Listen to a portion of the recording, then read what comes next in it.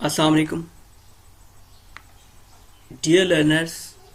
आज का जो हम टॉपिक डिस्कस करेंगे नीबोश के इस लेक्चर के अंदर वो है एलिमेंट 3 का फोर्थ टॉपिक, मतलब एलिमेंट 3.4, और टॉपिक का नाम है रिस्क असेसमेंट। रिस्क असेसमेंट जैसा कि आप जानते हैं एक बुनियादी टॉपिक है health and safety management system का, जिसको बैकबोन की अहमियत हासिल है इस health and safety management system के अंदर। रिस्क असेसमेंट परफॉर्म करने से पहले, रिस्क असेसमेंट की स्टेजेस को डिस्कस करने से पहले कुछ इंफॉर्मेशन हमें उसके अंदर यूज होने वाली टिपिकल टर्म्स के बारे में मालूम होनी चाहिए, जिनमें पहली है हैजर्ड। कि हैजर्ड है क्या चीज? Something with the potential to cause harm. कोई भी चीज जिसके अंदर ये सकत मौजूद है या वो ये सकत रखती है कि वो नुकसान पहुंचा सके, तो उसको हम हैजर्ड बोलेंगे। टिपिकली 5 कैटेगरीज में हैजर्ड्स को हमेशा से डिवाइड किया जाता है। इसके अलावा अगर इलाबोरेट किया जाए तो मजीद इसकी टाइप्स भी मौजूद हैं, लेकिन जनरली जिन टाइप्स को हम कैरी करते हैं उनमें फिजिकल, केमिकल, बायोलॉजिकल और एर्गोनॉमिक हैजर्ड्स मौजूद हैं, और लास्ट में साइकोलॉजिकल नफ्सियाती हैजर्ड खदशा मौजूद है। इन तमाम तर टाइप्स को हम इन डिटेल में आने वाले एलिमेंट्स में डिस्कस करेंगे। रिस्क क्या है? The likelihood of harm occurring in combination with the severity of the foreseeable harm। मतलब कोई भी किसी भी चीज के होने के इम्कानात का कम्बिनेशन का जोड़ किसके साथ? उस चीज के नताइज से, उस चीज की शिद्दत से, उस नुकसान की शिद्दत से, उसे हम रिस्क बोलेंगे। तो बेसिकली रिस्क क्या है? ये कम्बिनेशन का नाम है।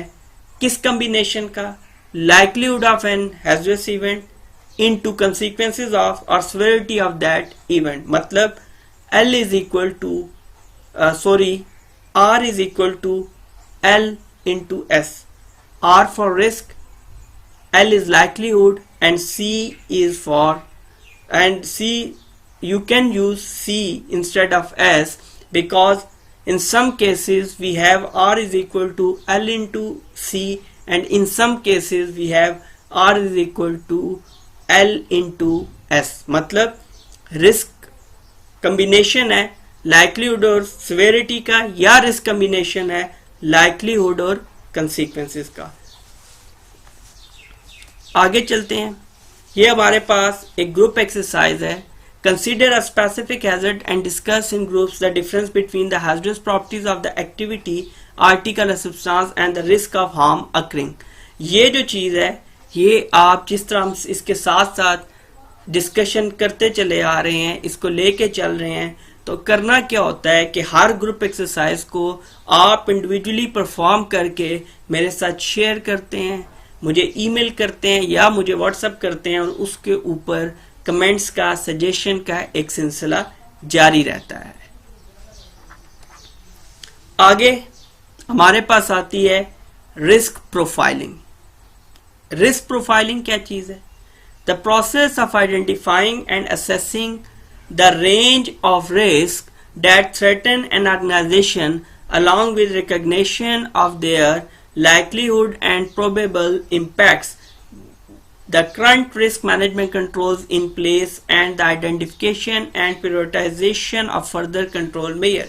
रिस्क प्रोफाइलिंग एक ऐसे प्रोसीजर का नाम है जिसके अंदर एक ऐसा प्रोसेस है, एक ऐसा अमल है जिसमें हम निशानदेही करते हैं रिस्क की और उनकी असेसमेंट, मतलब उनकी निशानदेही के बाद उनके लिए कंट्रोल मेजर्स अप्लाई करते हैं, और आया ये भी देखते हैं कि इन रिस्क की रेंज क्या है, लो, मीडियम, हाई, या ये ऑर्गेनाइजेशन को किस हद तक नुकसान पहुंचा सकते हैं, या इनके ऑर्गेनाइजेशन के अंदर किस हद तक इम्कानात हैं और ये किस हद तक नुकसानात पहुंचा सकते हैं। इसके साथ साथ रिस्क प्रोफाइलिंग में ये चीज भी देखी जाती है कि ऑलरेडी मैनेजमेंट सिस्टम के अंदर क्या चीजें मौजूद हैं जो इन रिस्क या हैजर्ड्स को आइडेंटिफाई करने में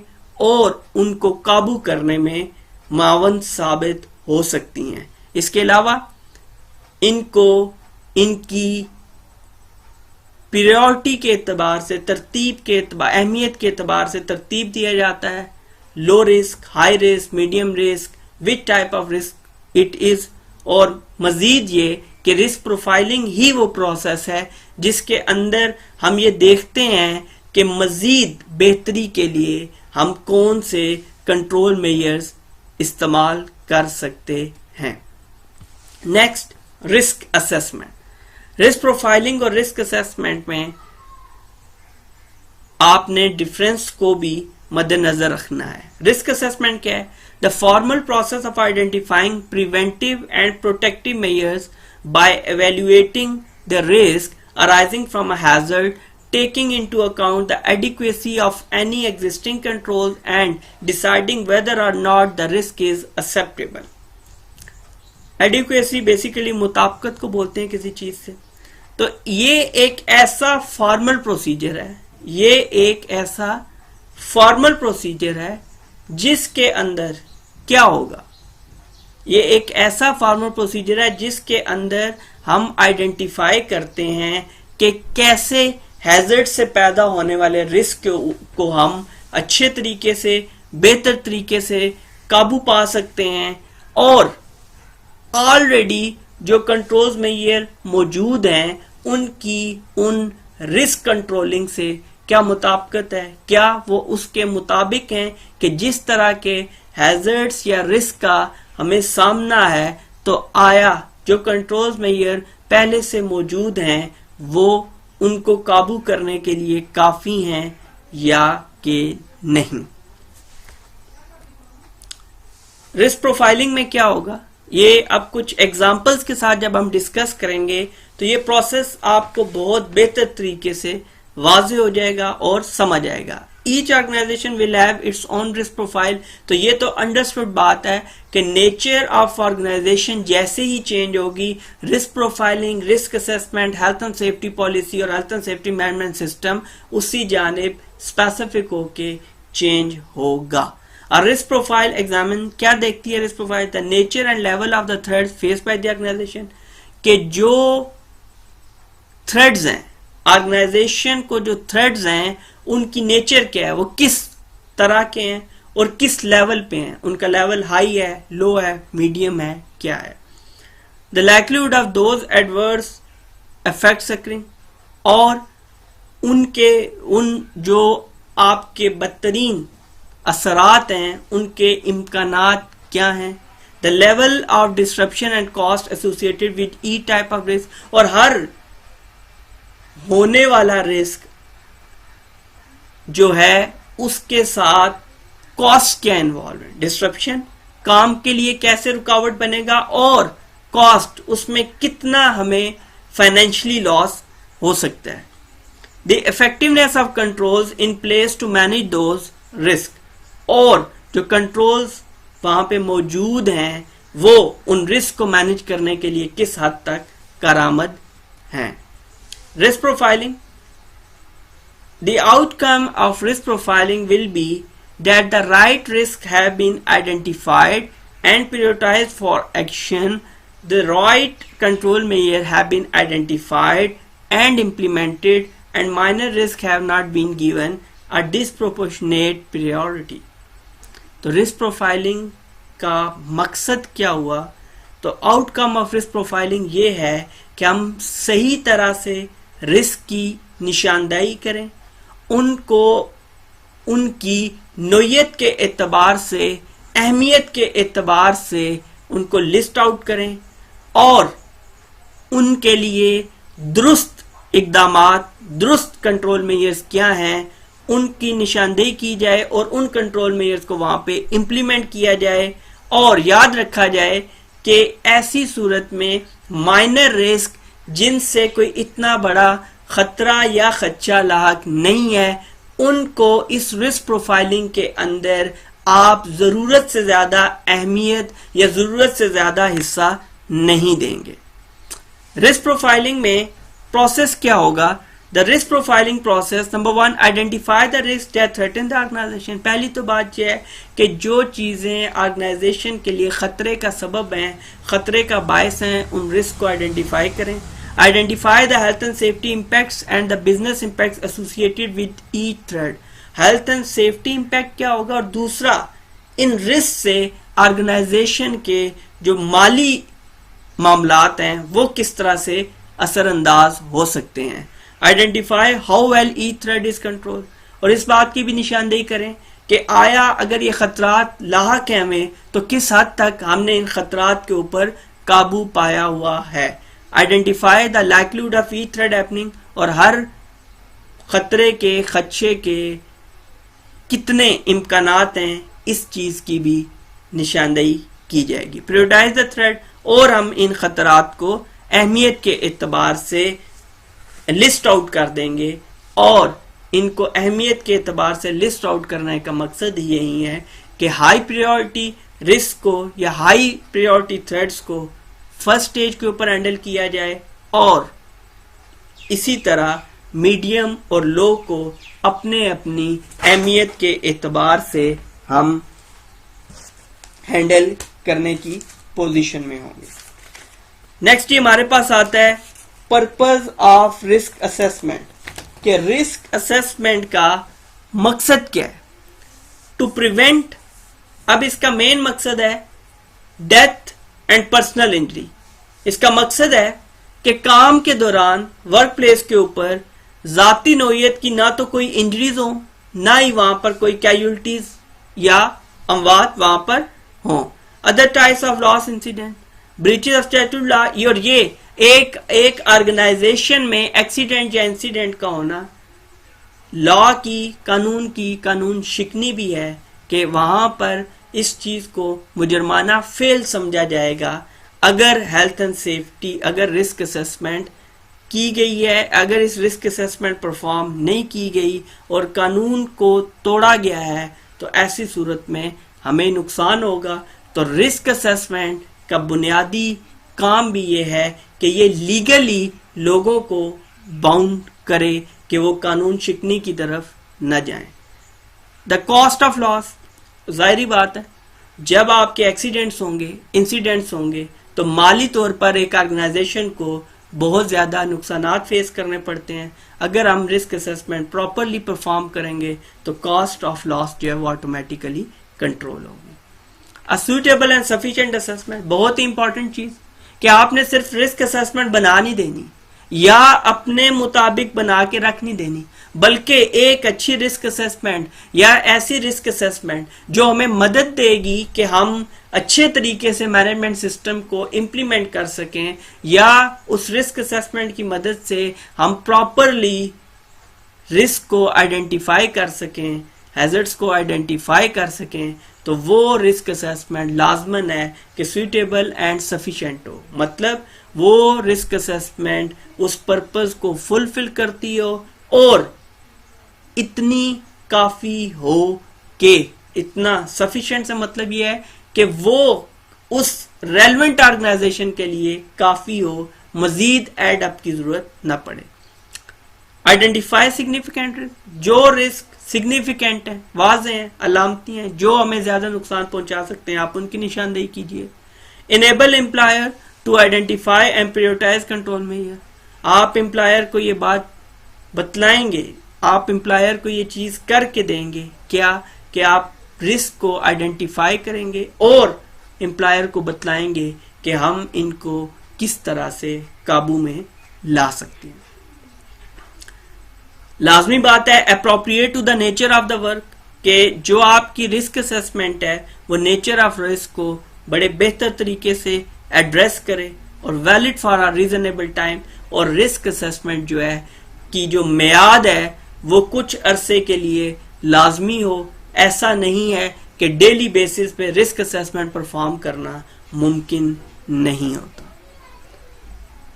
ग्रुप एक्सरसाइज जी, ये आप राइट डाउन करेंगे। राइट डाउन करने के बाद तरीका वही है, आपने ये तहरीर करने हैं। तहरीर करने के बाद आप इसको वर्ड फाइल में बेशक कन्वर्ट कर लें, पीडीएफ फाइल में आप सेंड कर सकते हैं मुझे। इस एक्सरसाइज में आपने इंटरनल और एक्सटर्नल जो सोर्सेज हैं ऑर्गेनाइजेशन के लिए, ठीक है, उनके ऊपर कि जिनसे आप इंफॉर्मेशन कलेक्ट कर सकते हैं वो क्या होंगे, आप उनको लिस्ट आउट करेंगे।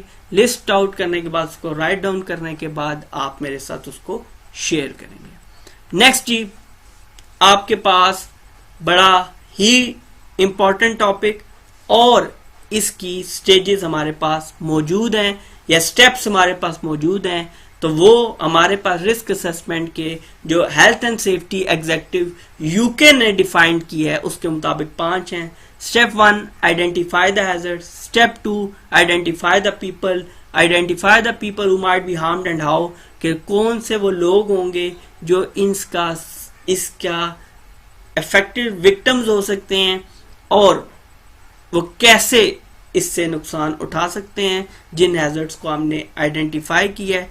उसके बाद evaluate the risk and decide on precautions. आप रिस्क की सही तरह से एवेल्युएशन करेंगे कि किस तरह के रिस्क हैं, किस प्रायोरिटी के रिस्क हैं और कौन से कंट्रोल मेजर्स इनके लिए बेस्ट रहेंगे। और step 4 record the significant findings and implement. और स्टेप 5 हमारे पास आता है review and update as necessary. सबसे पहले जी, आइडेंटिफाई द हैजर्ड्स। आप आइडेंटिफाई करेंगे कि हैजर्ड्स किस कैटेगरी में फॉल कर रही हैं। मेनली जो हम यहाँ पे हैजर्ड्स की कैटेगरी देखते हैं वो या तो सेफ्टी हैजर्ड्स होंगे या फिर हेल्थ हैजर्ड होंगे। सेफ्टी हैजर्ड्स में क्या है, capable of causing physical injury. Safety hazards वो होते हैं जो फिजिकल इंजरी का सबब बनते हैं। कैसे? Work at height, falling objects, moving vehicles, machinery, electricity, chemicals, low oxygen concentration, deep water, fire explosion, animals और वायलेंस। जबकि हेल्थ में क्या होगा, capable of causing occupational diseases और इल हेल्थ, जिसकी वजह से हमें बीमारियां वाक़या होंगी, तो वो फिजिकल, केमिकल, बायोलॉजिकल, एर्गोनॉमिक और साइकोलॉजिकल हैजर्ड्स होंगे। अब जी चलते हैं, internal and external information sources क्या होंगे जो हमें मुआवन साबित होंगे, जो हमें मददगार साबित होंगे कि किस तरह से हम रिस्क असेसमेंट के अंदर चीज़ों को आइडेंटिफाई कर सकते हैं। तो जो इंफॉर्मेशन हमें मिल सकती है 2 तरह के सोर्सेज में, उनमें एक इंटरनल जो ऑर्गेनाइजेशन के अंदर से ही चीज़ें मिल जाएंगी और कुछ होते हैं इसके अंदर एक्सटर्नल जिनमें हमें ऑर्गेनाइजेशन के बाहर से दूसरी जगहों से इंफॉर्मेशन मिलने के चांसेस हैं। इंटरनल सोर्सेज की बात करें तो accident records, ill health data, absent reports और medical records, risk assessments, maintenance reports, safety inspections, audit and investigation report और safety committee minutes. Safety committee minutes, यहाँ पे मिनट्स बोला जाता है कि जब आप कोई कमेटी या कोई आपकी मीटिंग होती है, आपकी कमेटी बैठती है, तो ऐसी सूरत में उसके जो समराइज पॉइंट्स होते हैं जिनके मुताबिक आपने परफॉर्म करना होता है, उस मीटिंग के, उस कमेटी के, उस सेफ्टी कमेटी मीटिंग के आउटकम्स हैं, वो आपके सेफ्टी मिनट्स कहलाएंगे। एक्सटर्नल सोर्सेज की बात करें तो national legislation, approve code of practices, standards हैं, ISO हो गया, BSI हो गया। मैन्युफैक्चरर्स इंफॉर्मेशन के जो इक्विपमेंट आप यूज कर रहे हैं उसके लिए जो मैनुअल्स आए हैं उसके साथ वो बतलाएंगे काफी सारी चीजें। Trade association, safety publication, international bodies like ILO, international labour organisation, WHO, world health organisation वगैरह आपको हेल्प आउट करेंगे। Then trade unions and charity etcetera. Next we have hazard identification methods. अब हम हैजर्ड्स को आइडेंटिफाई किन तरीकों से कर सकते हैं। सबसे पहला तरीका जो हमारे सामने आता है वो है task analysis. Analyses job components before the job starts. ये क्या करता है कि किसी भी काम के मुख्तलिफ हिस्सों को पहले से जांच लेता है, उनका जायजा लेता है, उनका तजिया करता है काम शुरू होने से पहले। Legislation, standards, guidance document, manufacturers information, operating handbooks, chemical safety data sheet और incident data, accident, near miss, ill health records वगैरह, ये 4 चीजें हमें मावन साबित होंगी जब हम hazard identification methods hazard identification कर रहे होंगे। फिर उसके बाद एक और एब्रीविएशन स्ट्रीडम के नाम से रिनाउन है। इसके अंदर इस चीज को हम अडॉप्ट करते हुए टास्क एनालिसिस करेंगे। कैसे? टास्क एनालिसिस में सबसे पहले सिलेक्ट द टास्क, कि टास्क है क्या, record the stages of the task, उसको हमने कितने हिस्सों में बांटा हुआ है, then evaluate risk associated with each stage, फिर हर रिस्क जो हर स्टेज के साथ मुंसलिक है उसकी हम एवेल्युएशन करेंगे, मतलब आइडेंटिफिकेशन, कंट्रोल्स मेजर सजेस्ट करेंगे और उसको स्टार्टली थोड़ा सा मॉनिटर करेंगे, देखेंगे कि हमारे कंट्रोल्स मेजर की इफेक्टिवनेस क्या है। Develop the safe working method, implement the safe working method and monitor to ensure effectiveness. तो ये था स्ट्रीडम हमारे पास, जो कि टास्क एनालिसिस के लिए एज अ टूल यूज होता है। अभी तक हमने जो डिस्कस किया था वो तो स्टेप 1 आइडेंटिफाइंग द हैजर्ड। अब हम डिस्कस करने लगे हैं step 2 identifying the people at risk, कि इस स्टेप के ऊपर, इस स्टेज के ऊपर हम ये डिस्कस करेंगे कि जो हैजर्ड आइडेंटिफाई किए हैं उन हैजर्ड से कौन से लोग और कैसे मुतासिर हो सकते हैं। इसमें workers, operators, maintenance staff, cleaners, contractors, visitors, member of the public, even trespassers. Trespassers उन लोगों को बोला जाता है जो सिर्फ और सिर्फ वहां से, उस वर्क प्लेस से गुजर रहे होते हैं, टेक्निकली उनका उस वर्क प्लेस से कोई लेना देना नहीं है। जिस तरह आप किसी रोड या गली में कोई वर्क एक्टिविटी परफॉर्म कर रहे हैं तो वहां से गुजरने वाले लोग जिनका उस वर्क एक्टिविटी से या वर्क प्लेस से कोई ताल्लुक नहीं है तो उनको हम ट्रेसपासर्स बोलेंगे, और वो उनके मुतासिर होने के भी खदशात बहुत ज्यादा होते हैं। इसमें आइडेंटिफाई द पीपल में एक वल्नरेबल ग्रुप्स या वल्नरेबल इंडिविजुअल्स मौजूद होते हैं। ये वो लोग होते हैं जो हैजर्ड से, रिस्क से मुतासिर बहुत जल्दी हो सकते हैं, या ये लोग ज्यादा हसास होते हैं कि इनके ऊपर हैजर्ड या रिस्क बहुत जल्दी हावी आ सकता है, इनको बाकियों की निस्बत संभलने का मौका नहीं देगा और इन्हें ज्यादा नुकसान पहुंच सकता है। इसमें हमारे पास यंग पीपल, न्यू और एक्सपेक्टेंट मदर्स और डिसेबल्ड वर्कर्स और लोन वर्कर्स, इनकी वजूहात क्या हैं वो हम आगे डिस्कस करेंगे कि हम इन्हें वल्नरेबल के अंदर क्यों शुमार करते हैं।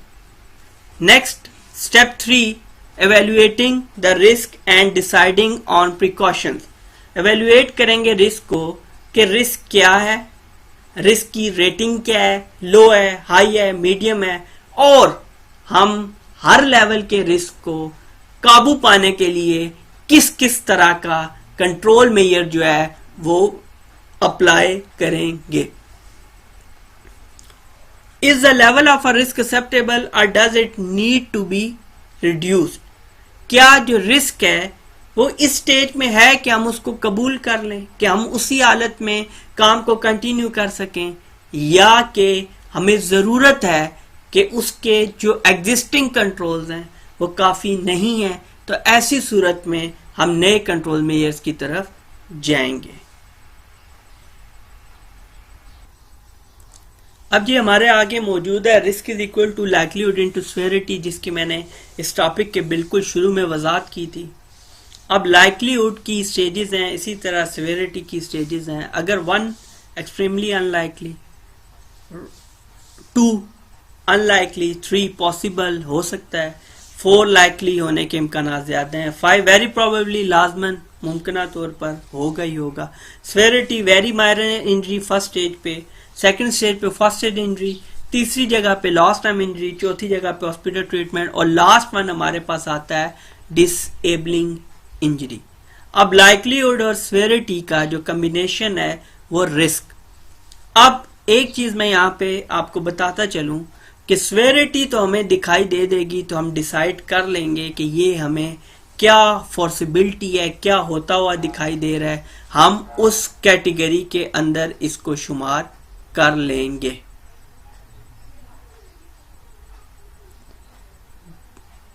जबकि लाइक्लीहुड को कि एक्सट्रीमली अनलाइकली है, अनलाइकली कैसे पता चलेगा?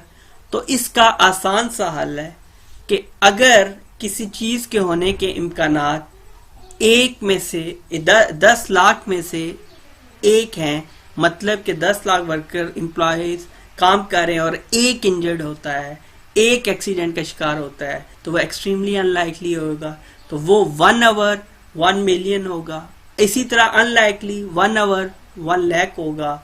इसी तरह पॉसिबल 1 आवर 10,000 होगा और लाइकली होगा 1 आवर 1000, जबकि वेरी प्रोबेबली की स्टेज के ऊपर ये रेशो 1 आवर 100 पे चली जाएगी। इस लाइक्लीहुड और स्वेरिटी को हम एवेल्युएट करते हैं इस रिस्क मैट्रिक्स की मदद से, जिसको 5x5 मैट्रिक्स भी बोला जाता है और रिस्क मैट्रिक्स भी बोला जाता है।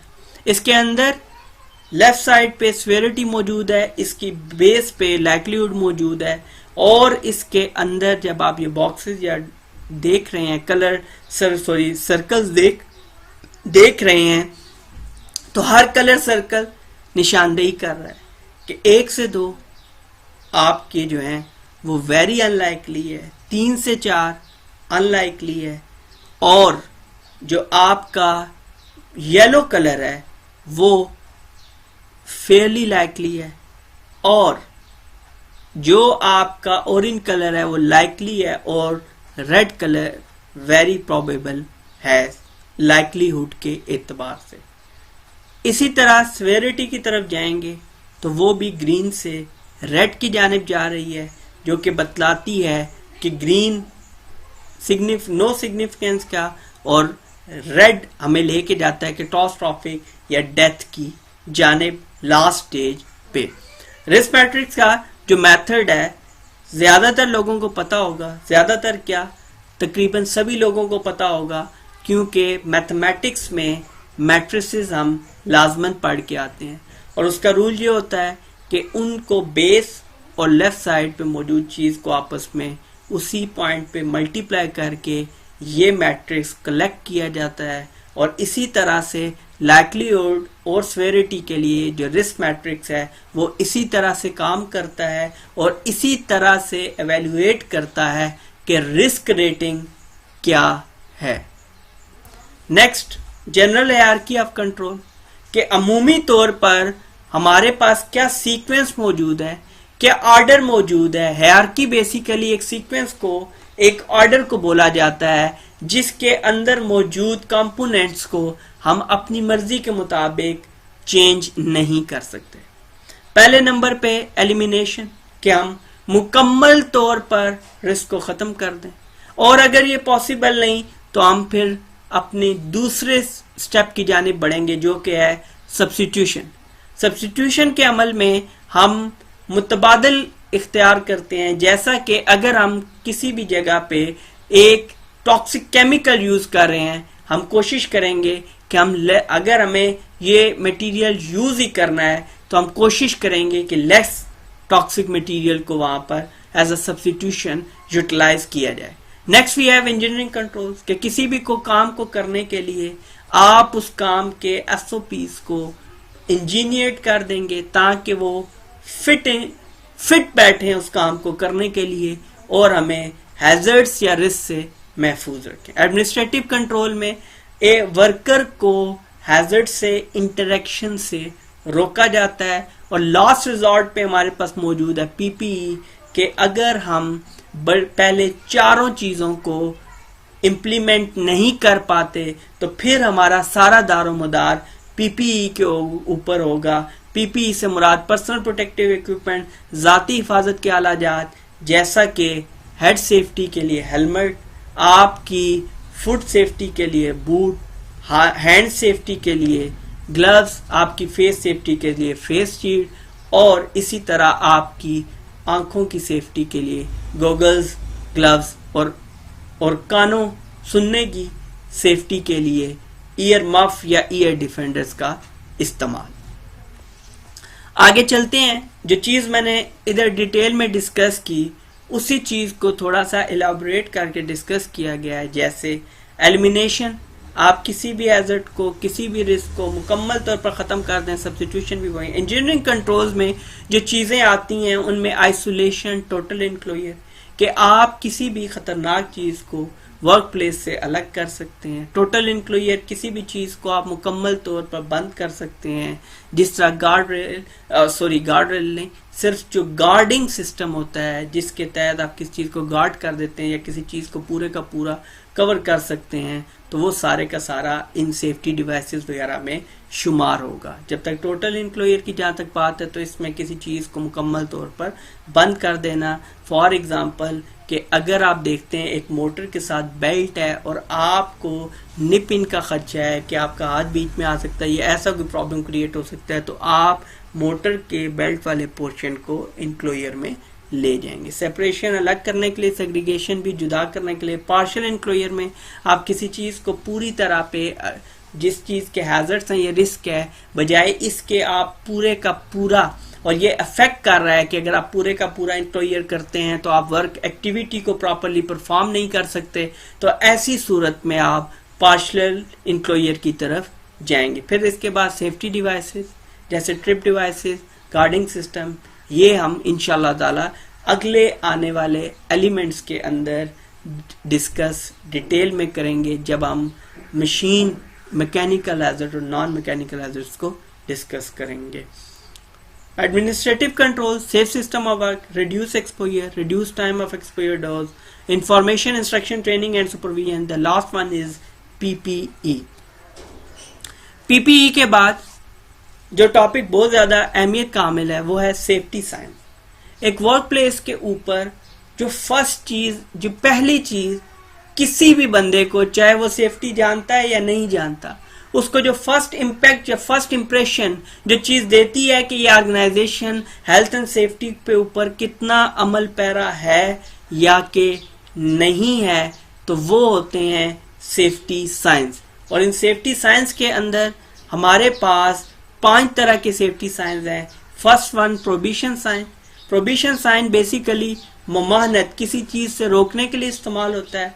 ये गोल कलर के सर्कल में होगा और क्रॉस के साथ होगा, जबकि वार्निंग साइन ट्रायंगुलर शेप में होगा और येलो इन कलर होगा, और ये इंतबाह करता है, किसी चीज से खबरदार करता है कि अगर ये एक्टिविटी परफॉर्म की गई तो हमें खतरा मौजूद है कि हमें कोई हादसा पेश आ सकता है। मैंडेटरी, जब भी कोई काम लाजमी, जिस तरह wear safety boots, wear helmet, fasten your seat belt, ये सारे के सारे मैंडेटरी जो काम आपने लाजमी करने हैं, ये ब्लू कलर में होता है और सर्कल में होगा। Safe condition, emergency, escape routes वगैरह जब आपने दिखाने हैं तो ये ग्रीन कलर में होता है और स्क्वायर या रेक्टेंगुलर फॉर्म में होगा। इसी तरह fire equipment, fire hose, fire extinguisher वगैरह के लिए हम फायर इक्विपमेंट का सेफ्टी साइन यूज करते हैं जो कि रेड इन कलर है और शेप में स्क्वायर है।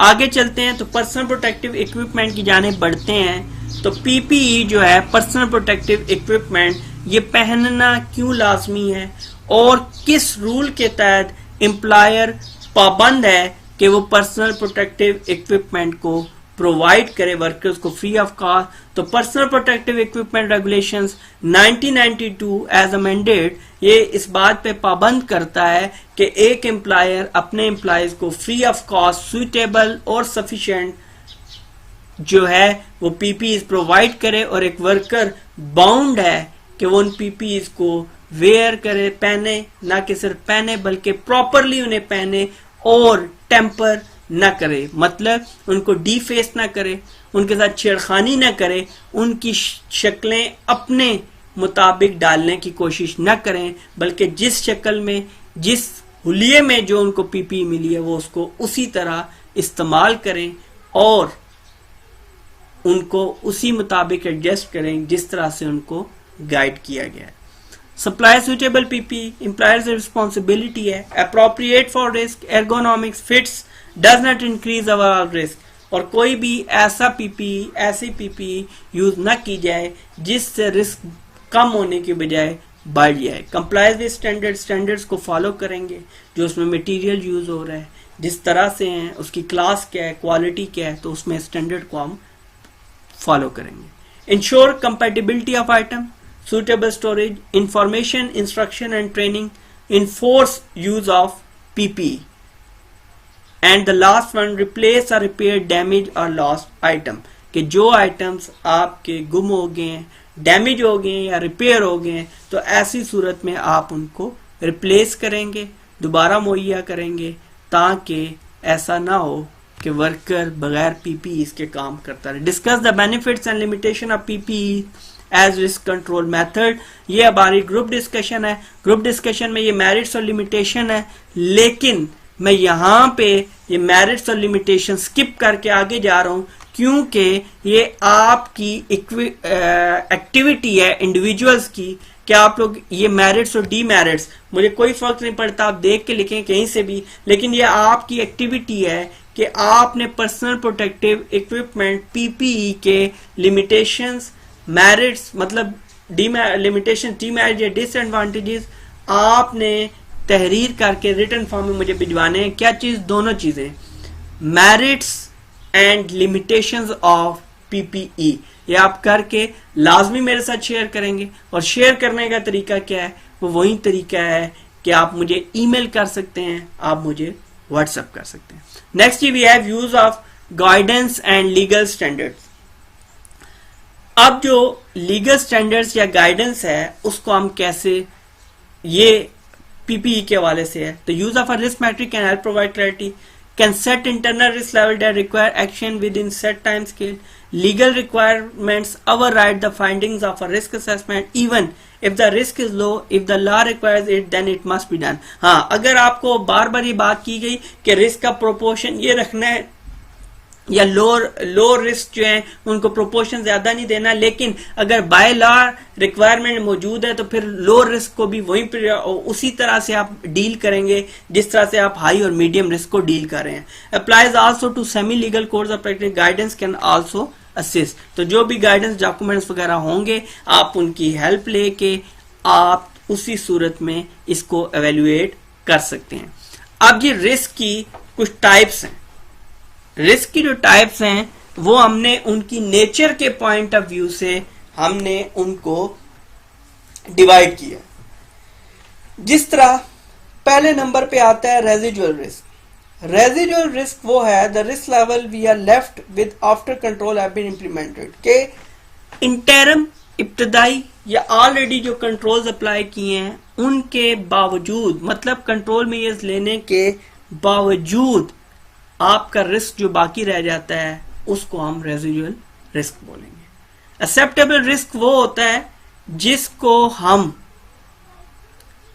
Risk has been reduced to an adequate level के जिसके साथ हम काम करने पे राजी हो जाते हैं कि ये रिस्क हमें नुकसान नहीं पहुंचाएगा। Tolerable risk not acceptable but can live with it for a short period of time with interim control. Tolerable risk acceptable नहीं होता, लेकिन हम इंटरम कंट्रोल इब्तदाई या वक्ती कुछ कंट्रोल्स अप्लाई करके हम काम कर लेते हैं। Unacceptable risk is too high, तो ऐसी सूरत में हम कभी भी काम परफॉर्म नहीं करेंगे। नेक्स्ट जी, step 1 we have discuss identify the hazards. Step 2 we discuss identify the people who might be harmed and how. Step 3 evaluate the risk. Step 4 record significant findings and implementing। मतलब ये है जी कि अब आपके पास जो चीजें आ गई हैं वो आप हवा में या वैसे नहीं रख सकते, आप जुबानी कलामी याद नहीं रख सकते, बल्कि आपको लाजमन वो रिकॉर्ड के लिए तहरीरी शक्ल में अपने पास महफूज करनी पड़ेंगी। तो इसके लिए health and safety risk assessment के आपकी जो होते हैं वो टेम्पलेट्स होते हैं, सैंपल्स होते हैं, तो जिनको परफॉर्मे होते हैं, जिनको आप फिल आउट करके एज अ रिकॉर्ड अपने साथ मेंटेन करते हैं। Typical content, activity area assessed and hazard, जो चीजें इसके अंदर मौजूद होनी चाहिए एक रिस्क असेसमेंट के अंदर जब आप रिकॉर्ड फाइंडिंग्स तैयार कर रहे हैं। ग्रुप एट रिस्क, कौन सा ग्रुप मुतासिर है, risk and adequacy of existing control measure, further precautions needed, date and name of competent person के किस डेट को रिस्क असेसमेंट परफॉर्म की गई और किस कॉम्पिटेंट पर्सन ने इस रिस्क असेसमेंट को परफॉर्म किया। रिव्यू डेट इसलिए लाजमी है कि रिस्क असेसमेंट वर्क प्लेस के ऊपर बहुत सारी चेंजेस आती रहती हैं जिसके नतीजे में हमें उसके अकॉर्डिंगली रिस्क असेसमेंट परफॉर्म करनी पड़ती है। लेकिन जो रिव्यू डेट की बात है तो ऐसी सूरत में जब एक्टिविटी या कोई हम काम लंबे अरसे के लिए कर रहे हैं तो ऐसी सूरत में हम एक पीरियोडिकली डिसाइड कर लेते हैं कि कितने अरसे के बाद हमने रिव्यू लेना है रिस्क असेसमेंट का, तो ऐसी सूरत में हम रिव्यू डेट भी उसके ऊपर मेंशन करेंगे। लास्ट ही हमारे पास आ गया रिव्यू के किन चीजों में आपके पास किन मौके के ऊपर आप हेल्थ एंड सेफ्टी की जो रिस्क असेसमेंट है उसका रिव्यू ले सकते हैं। एक तो जिससे मैंने अभी डिस्कस किया पीरियोडिकली है जो कि यहाँ पे सबसे नीचे है, और दो बातें हैं, एक सिग्निफिकेंट चेंज इन 6 चीजों में अगर चेंज आएगी तो फिर हम रिस्क असेसमेंट को रिव्यू करेंगे। प्रोसेस चेंज हो जाए, सब्सटेंसेस जो हम यूज करें वो चेंज हो गया, इक्विपमेंट डेवलप्ड किस्म का आ गया, चेंज हो गया, work place environment change, personal जो मुलाजमीन है, अहम मेन पर्सनल जो है वो चेंज हो गए हैं, तो हमें रिस्क असेसमेंट का रिव्यू लेना पड़ेगा। और if it is no longer valid, और ऐसी सूरत में जब हमें accident, ill health, near misses से या लीगली ये पता चलता है कि अब हमारी रिस्क असेसमेंट इस काबिल नहीं रही कि वो मजीद इस सिस्टम के अंदर मौजूद रहते हुए रिस्क को काबू पा सकती है, तो ऐसी सूरत में भी हम रिस्क असेसमेंट का रिव्यू लेंगे। आज तक के इस लेक्चर के अंदर हमने रिस्क असेसमेंट के टॉपिक को बड़ी डिटेल में डिस्कस किया। इस टॉपिक को मैंने न पिछले पार्ट का हिस्सा बनाया ना इसका कोई हिस्सा अगले पार्ट के साथ मिलाया। उसकी वजह यही है कि risk assessment is the backbone of health and safety management system. जब तक आप रिस्क असेसमेंट को नहीं समझेंगे, रिस्क असेसमेंट परफॉर्म करना नहीं समझेंगे, आपकी अंडरस्टैंडिंग नहीं डेवलप होगी कि रिस्क असेसमेंट की स्टेजेस क्या हैं, रिस्क असेसमेंट परफॉर्म क्यों की जाती है, तब तक आप health and safety management system को बेहतर तरीके से परफॉर्म करने से कासिर रहेंगे। आज तक के लिए निबोश के इस लेक्चर में इतना ही।